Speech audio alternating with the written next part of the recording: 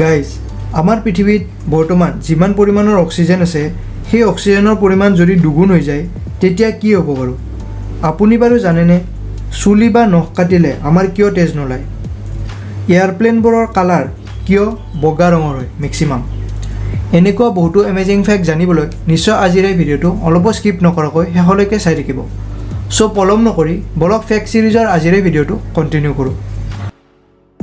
পৰুৱাই কিয় মিঠা বস্তু সকলোতকৈ বেছিকৈ খাই ভাল পায় জানেনে ক'ৰবাত যদি মিঠা বস্তু পৰি থাকে তাতেই পৰুৱাৰ লাইন লাগিব ধৰে হয়নে আচলতে পৰুৱাবোৰক এনাৰ্জিৰ বহুত প্ৰয়োজন হয় কিয়নো ইহঁতে গোটেই দিনটো নিজৰ খাদ্য বিচাৰি বহু ঠাই ঘূৰি ফুৰে আৰু আমি সকলোৱে জানো যে মিঠা বস্তুত গ্লুক'জ থাকে যাৰ পৰা ইহঁতে আৰু বেছি এনাৰ্জি লাভ কৰে সেইকাৰণে পৰুৱাই মিঠা বস্তু খাই সকলোতকৈ বেছিকৈ ভাল পায় আচ্ছা এটা তৰমুজৰ ভিতৰত বহুত গুটি থাকে খোৱাৰ সময়ত এইবোৰ আঁতৰাই খাই থাকিবলৈ আপোনাৰো আমনি লাগেনে বাৰু এটা তৰমুজৰ ভিতৰত কিমান গুটি থাকে জানেনে আপুনি এটা তৰমুজত সাধাৰণতে প্ৰায় 150টামান গুটি থাকে আৰু সেই তৰমুজটো আমেৰিকান প্ৰজাতিৰ তৰমুজ হ'লে সেইটোত 150ৰ পৰা প্ৰায় 800টামান গুটি থাকে আপোনালোকে বাৰু মন কৰিছেনে প্ৰায়বোৰ এয়াৰপ্লেনৰ কালাৰ বগা কিয় হয় বগা ৰংটোৰ বাহিৰেও বেলেগ বেলেগ ৰঙৰো এয়াৰপ্লেন আছে কিন্তু বেছিভাগ প্লেনৰ কালাৰ বগা হয় ইয়াৰ কাৰণ হ'ল বগা ৰঙে প্লেন এখনক গৰম হোৱাৰ পৰা সুৰক্ষা প্ৰদান কৰে মানে প্লেনখনৰ টেম্পাৰেচাৰটো বেছি গৰম হ'ব নিদিয়ে ইয়াৰ উপৰি যদি প্লেনখনত কেতিয়াবা ক্ৰেক থাকে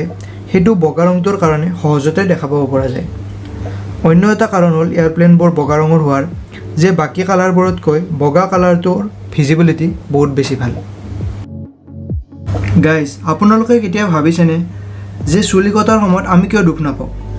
আমাৰ শৰীৰততো বাকী ক'ৰবাত যদি কেতিয়াবা কাটে আমি দুখ পাওঁ কিন্তু চুলি কটাৰ ক্ষেত্ৰত কিয় এনেকুৱা নহয় জানেনে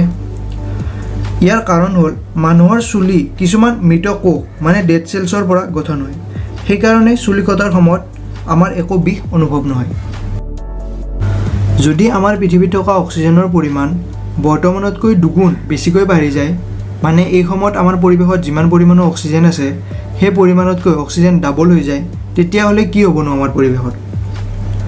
যদি এনেকুৱা হয় কেতিয়াবা ইয়াৰ ফলত লাভৰ লগতে বহুতো লোকচানো হ'ব আমাৰ পৰিৱেশত এতিয়া চাগে আপুনি ভাবিব কিনো কয় হিমাংশু অক্সিজেন বাঢ়ি গ'লে ভালেই হ'ব কিন্তু আপোনালোকে জনা উচিত যে সকলো বস্তুৰে ভাল দিশো থাকে আৰু বেয়া দিশো থাকে মই প্ৰথমে লাভ কি হ'ব পাৰে সেইকেইটা কৈ গৈছোঁ বাৰু যদি পৰিৱেশত অক্সিজেন দুগুণ হৈ যায় তেতিয়া আমাৰ পৰিৱেশত যিমানবোৰ সৰু সৰু পোক পৰুৱা আছে সেই সকলোবোৰৰে চাইজ বহুত বেছি ডাঙৰ হৈ যাব আমি যে কিছুমান হলিউডৰ চিনেমাত দেখা পাওঁ ঠিক তেনেদৰে অক্সিজেন বাঢ়ি গ'লে সকলোবোৰ মানুহে আগতকৈ আৰু বেছিকৈ এনাৰ্জি লাভ কৰিব আৰু মানুহৰ শৰীৰৰ ভিতৰত যে ব্লাড চাৰ্কুলেশ্যন হৈ থাকে সেইটো আৰু বেছি ভাল হৈ যাব ইয়াৰ ফলত মানুহবোৰ কমকৈ বেমাৰত ভুগিব মাউণ্ট এভাৰেষ্টত যে মানুহবোৰ যায় তেওঁলোকে অক্সিজেন চিলিণ্ডাৰ নোহোৱাকৈ তাত পৰ্বত আৰোহণ কৰিব পাৰিব মানে ওখ ওখ ঠাইবোৰত মানুহে অতি সহজে অক্সিজেন লাভ কৰিব অক্সিজেন বাঢ়ি যোৱাৰ ফলত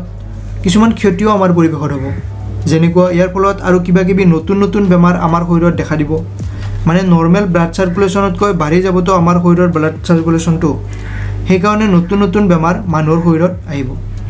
ইয়াৰ উপৰি আমি যে দেখা পাওঁ বন জুই সেইবোৰ আৰু বেছি ভয়ানক উঠিব কাৰণ অক্সিজেন যিহেতু পৰিৱেশত আগতকৈ বেছি হৈ যাব তাৰ ফলত জুই লগা ঘটনাবোৰ বহু বেছিকৈ সংঘটিত হ'ব চ' আজিৰ এই ভিডিঅ'টোত এইখিনিয়ে যদি আপোনাৰ আজিৰ এই ভিডিঅ'টো চাই ভাল লাগিল নিশ্চয় ভিডিঅ'টো লাইক কৰিব আৰু আপোনাৰ ফ্ৰেণ্ডছ ফেমিলিৰ লগত এই ভিডিঅ'টোৰ লিংক নিশ্চয় শ্বেয়াৰ কৰিব আৰু তলত কমেণ্ট কৰি জনাব যে কেনেকুৱা লাগিল আপোনাৰ আজিৰ এই ভিডিঅ'টো চাই যদি আপুনি ফাৰ্ষ্ট টাইম আমাৰ এই চেনেলটো ভিজিট কৰিছে তেনেহ'লে প্লিজ আমাৰ এই চেনেলটো ছাবস্ক্ৰাইব কৰিব আৰু কাষতে থকা বেল আইকনটো প্ৰেছ কৰিব নাপাহৰিব যাতে এনেকুৱা এমেজিং ফেক্টবোৰ আপুনি সকলোতকৈ আগতে জানিব পাৰে